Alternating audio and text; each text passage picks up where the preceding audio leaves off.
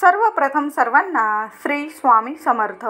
स्वामी महाराजांच्या कृपेने तुमच्या सर्व चांगल्या इच्छा पूर्ण होत ही स्वामींचरणी प्रार्थना करते आणि आजच्या व्हिडिओला सुरुवात करते. अनेक भक्तांना अशी समस्या असते, जेव्हा जेव्हा ते नामस्मरण करत असतात, स्तोत्र, प्रार्थना, पारायणे करतात, तेव्हा मनात अनेक वाईट विचार येतात व त्यांचे लक्ष मन भरकटायला लागते, विचलित होते, सेवेत अजिबात मन लागत नाही. तर या समस्येवर स्वामींनी त्यांच्या एका भक्ताला काय उत्तर दिलं?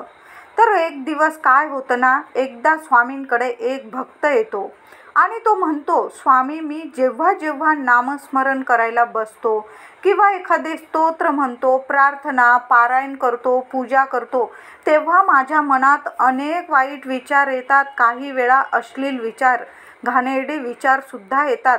कितीही मी अडवायचा प्रयत्न केला, थांबवायचा प्रयत्न केला, तरी ते थांबत नाही. काय करू स्वामी? मी खूप निराश, हताश झालो आहे. स्वामी, मला मार्गदर्शन करा. तेव्हा स्वामी त्याला उत्तर देतात, सगळ्यांनाच माहीत आहे, स्वामी अंतर्ज्ञानी आहे, ब्रह्मांड नायक आहे. त्यांना सगळं काही माहीत असतं. अगदी आपल्या मनात या क्षणाला काय चाललेलं आहे आपल्यापेक्षा जास्त चांगलं आपल्या स्वामींना माहीत असतं. स्वामी आपल्याला अंतर्मनातून ओळखत असतात. तर स्वामी त्याला विचारतात, मला सांग, तुझी 2 घरं आहे ना, खरं आहे ना हे? तर तो हो म्हणतो. तर एका तू राहतोस आणि दुसऱ्या घराचं काय केलंस? तर भक्त म्हणतो, स्वामी, दुसरं घर मी भाड्याने दिलंय. स्वामी म्हणतात, त्याला विचारतात, मग तू तुझ्या या भाड्याच्या घरात जो भाडेकरू राहत आहे, ज्याला भाड्याने हे घर दिलेलं आहे, तो खूप वर्षांपासून राहत आहे ना, बरोबर आहे ना हे? तर तू जर त्याला अचानक सांगितलं की चल आज माझं घर, माझी खोली तू खाली कर, तर तो नाही करणार अजिबात. तो विरोध करेल, भांडण करेल, आरडाओरड करेल, सर्व प्रकारे तो विरोध करेल तुला आणि ते घर लगेच खाली करणार नाही.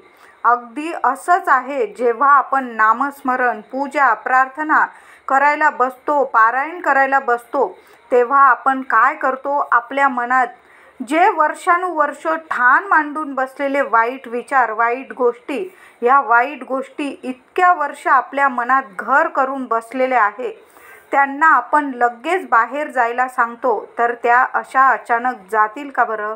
लगेच नाही जाणार. त्या सर्व प्रकारे विरोध करणार. त्यांच्या या विरोधाची पद्धत म्हणजेच की आपल्या मनात सतत वाईट विचार, निगेटिव्ह विचार येणे.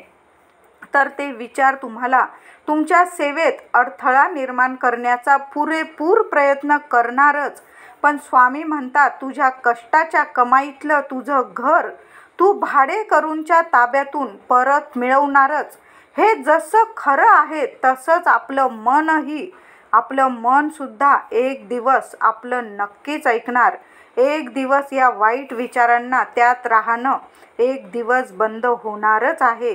स्वामी अजून एका गोष्टीतून त्याला, त्यांच्या भक्ताला उदाहरण देतात, उत्तर देतात. समज तुझ्या घराजवळ किंवा घराच्या वरती एक पाणी साठवणुकीची टाकी आहे आणि त्या टाकीची तू कधीची साफसफाई केलेली नाही आणि नुकतीच तू साफसफाई केली आणि तुम्ही नळातून लगेच पाणी वापरण्यास घेत आहात, तर साहजिक आहे त्या नळातून गढूळ पाणीच येणार. थोडा वेळ तरी ते गढूळ पाणी येणारच व नंतर स्वच्छ पाणी येणार. ही प्रक्रिया अगदी तशीच आहे. जर तुम्ही नामस्मरण, स्तोत्र, पूजा, प्रार्थना, पारायणे जे पण कराल, तेव्हा हळूहळू का होईना तुमच्या मनातले वाईट विचार, नकारात्मकता, निगेटिव्हिटी विचार असतील, निगेटिव्ह, या हळूहळू बाहेर पडायला लागतात आणि मग तुमचं मन अगदी स्वच्छ, पवित्र होतं. तुमचा अंतरात्मा अगदी स्वच्छ, साफसुथरा होऊन जातो. तुम्हाला ही समस्या असेल, तुमच्या मनात पूजा, प्रार्थना वेळी वाईट विचार येत असतील, तर काहीही घाबरून जाऊ नका. स्वामी म्हणतात, उलट असे वाईट विचार येत असतील तर दुप्पट जोमाने नामस्मरण करा. नामस्मरण करत राहा. हळूहळू सर्व वाईट विचार मनातून निघून जातील आणि सर्व काही तुमच्या मनाप्रमाणेच होईल. व्यवस्थित होईल. मी आहे, भिवू नकास, मी पाठीशी आहे.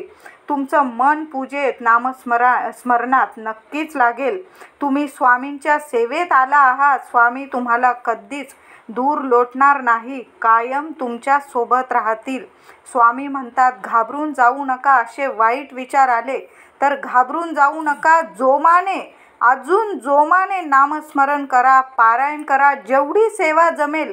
अगदी श्वासाश्वासाला नामस्मरण केलं, बाकी काही नाही केलं तरी चालेल, पण तुमच्या मनातून एक दिवस हे वाईट विचार मी घालवणारच.